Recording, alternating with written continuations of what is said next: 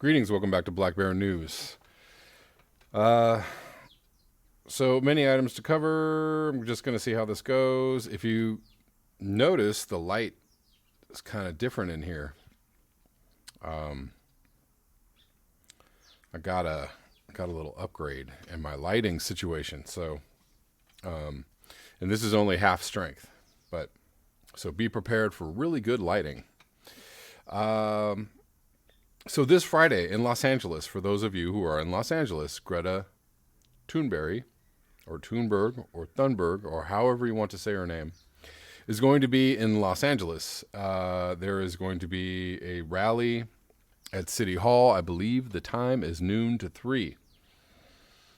I can actually confirm that time because it's on my Instagram. If you want to follow me on Instagram, it's Kevin Sandblum. If you want to follow me on Twitter, it's Kevin Sandblum or Black Bear News 1, the number 1. Noon to 3 p.m. at City Hall in Los Angeles. So Greta Thunberg will be there. What am I going to do? I'm going to really try and get there. And my problem is that I have a commitment. So let me just give you a really quick rundown of what's been going on in my life. That I've been speaking around the edges on. So I live with my father in kind of a caretaking capacity, and in the last few weeks he has declined somewhat, and so it has required me to, for a moment there, required me to do almost 24-hour, like 16-hour care all day long. He's regained some of his mobility. But now I am taking him to my sister's house every Friday morning, and she's sharing the load of the duties with me in taking care of my father. This has like greatly impacted my time for almost anything, and up to and including work. So, anyways, that's just personally what's going on in my life. So, yeah, Friday morning I usually am taking my dad to my sister's house, but I'm gonna see if I can work that around the happenings at City Hall so that I can go there and be there and be at least part of the crowd, the momentum, the movement, and hopefully do a little live action there for you all on the Black Bear News. So moving along. So this video is kind of going to be about what happens when you speak out. We're going to start with Roger Hallam. So he has been in prison for about 6 weeks after flying a drone near Heathrow. He has been released on bond. He was released 5 days ago. So I'm going to play just a moment of his release statement. My name's Roger Hallam. That's not the part I wanted to play. I'm in rebellion against the British government for criminal inactivity on the prison conditions, flaunting a semi-decent world. So 6 weeks ago, I bought a toy drone at Selfridges. Should only be flown indoors, dare I say it. Took it to Heathrow Airport. It had no battery. I didn't have a mobile phone to fly it with. I was about to have my picnic, and I got dragged off by police into a police van and charged, I believe, with conspiracy to cause public nuisance. Well, I'm bound to point out, as I'm sure you know, that the chief executives of Heathrow Airport have yet to be prosecuted for the public nuisance of building the third runway, and thereby being complicit in the genocide of the next generation. And I'd like to add that. And that is the point that I wanted to get to, that he was making, was that he's dubbed a public nuisance, and Extinction Rebellion was barred from doing any more protesting on London streets or streets anywhere. I don't know if that was a specific location or if it was Countrywide, I don't know. But I believe it was for the city of London. Yeah, so he was dubbed a public nuisance or arrested for causing a public nuisance. But the eventual destruction of habitat, possible extinction of all life on Earth is totally fine and legal. And, worth supporting with your dollars. Because, the dominant paradigm is what everybody, should be doing and is the most important thing ever to support. False. So yeah, well, we're going to see what happens with Roger. Moving on. So this is rather big news. Just recently, Lee Camp covered this. A few other people. I actually saw this on Twitter this morning. Max Blumenthal, who is the editor of the Grayzone, where Aaron Mate does work, and Max Blumenthal has written for many publications, Huffington Post, et cetera, et cetera. He was arrested in retaliation, basically for covering what was going on with Venezuela. He has covered other stories as well, and he has been a thorn in the side of the powers that be. Let me see. He was covering the so-called coup and what was going on with that in Venezuela, or the attempted coup, the attempted overthrow of Maduro, and this is why he was arrested. So apparently, he was in the embassy in Washington D.C. So they've arrested him 5 months after the fact. I'm going to get into a little article about that, but anyways, so he covered Syria. He exposed the white helmets.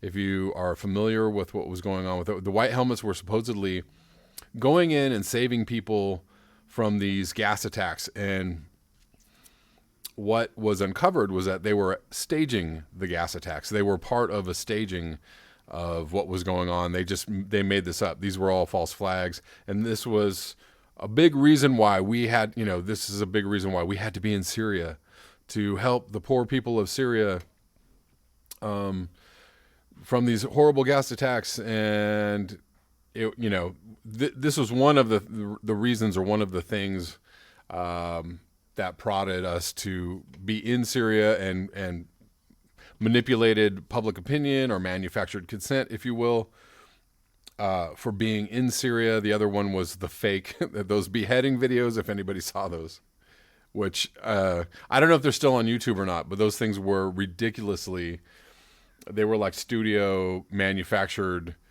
with a guy standing with the wind blowing on him and, a big knife and holding the guy's head.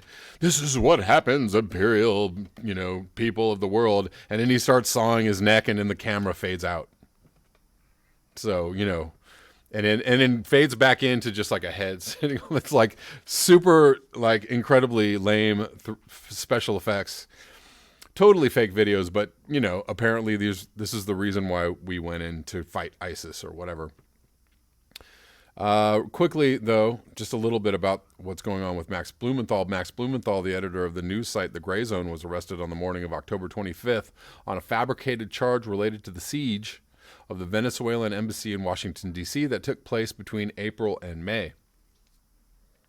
A team of D.C. police officers appeared at Blumenthal's door at just after 9 a.m., demanding entry and threatening to break his door down. A number of officers had taken positions on the side of his home as though they were prepared for a SWAT-style raid.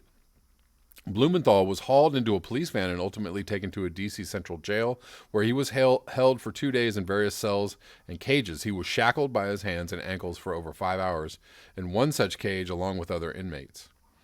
His request for a phone call was denied by D.C. police and the corrections officers, effectively denying him access to the outside world. Blumenthal was informed that he was accused of simple assault by a Venezuelan opposition member. He declared the charge completely baseless. So if you remember, there was a siege on the embassy, and they had, opposition people kind of outside going, "No, Maduro must go." And there were a police presence surrounding the building for days, and there were people inside, basically protecting the diplomats inside and protecting the building and protecting the space from being overtaken. And it was pretty tense. And I think eventually the police stormed the building and took everybody out. Court documents indicate the false charge of simple assault stems from Blumenthal's participation in a delivery of food and sanitary supplies. So they were also cutting off everybody inside from being supplied with food or whatever they needed. It was a true siege of the building inside of Washington, D.C., in the United States of America. They just kind of starved these people out, or tried to. So this is what happens when you go against the predominant narrative, the news narrative that is aligned with the powers that be narrative, that, this is what we're going to do. And if you try to draw attention to it or tell the truth about it or get in the way of it, you're going to face repercussion. Not to mention possibly being charged on some level with the Espionage Act. Which, going back to the Julian Assange story, so he's actually in jail and being extradited for releasing footage in conjunction with Chelsea Manning about some strikes on some civilians, about basically civilian casualties. So this is going all the way back to the Iraq War and has nothing to do with the DNC emails or the Podesta emails. This has to do with what Chelsea Manning was involved with. Chelsea Manning was later pardoned, but she's been in jail because she was being coerced to implicate Julian Assange in this release of the footage, and she refused to do so. They put her in jail because that's only what third world countries do to whistleblowers or people who are opposition to the powers that be. So what Lee Camp was trying to impart in his video was that we all should be covering this. Everybody should be talking about this. The more voices that can be raised around this, the less chance that Blumenthal has to be disappeared or sucked up into the judicial system, and the greater chance that he may get some justice or may be released.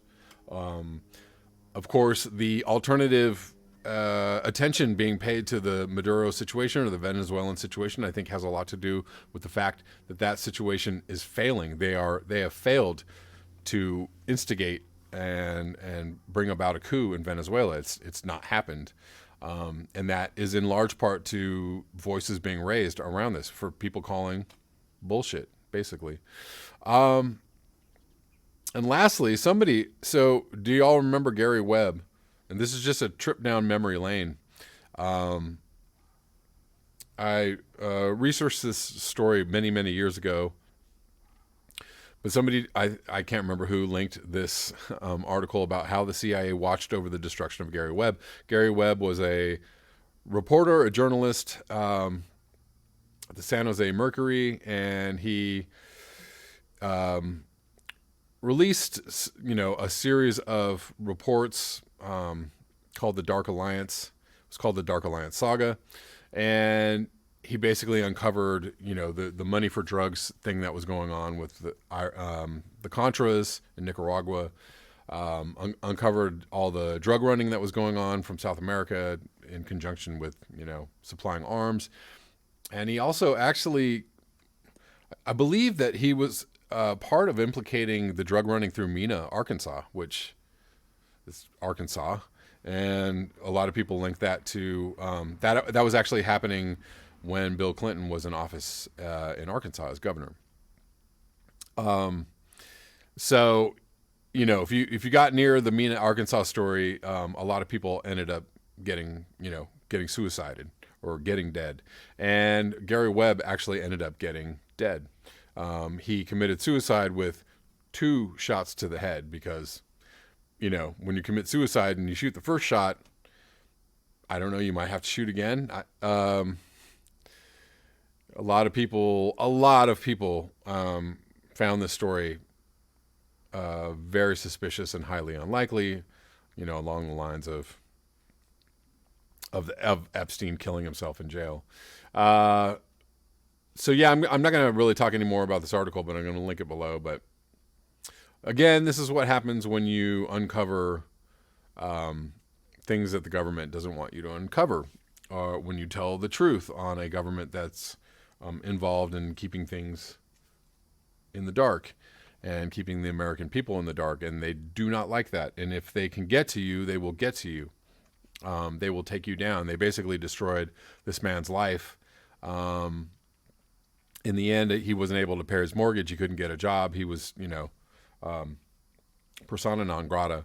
And, you know, and that's, you know, that's what everybody kind of links to him committing suicide. But again, the details around his death are quite suspicious. Anyways, that's all I have for you in this video.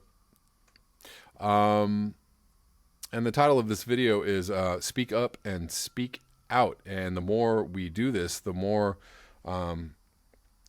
the forces that be, the powers that be, are going to run scared and have to cover their tracks. And, you know, if many raise their voice as one, we can kind of thwart their evil plans that they have for all of us. And, you know, maybe we might even save ourselves and turn around climate change.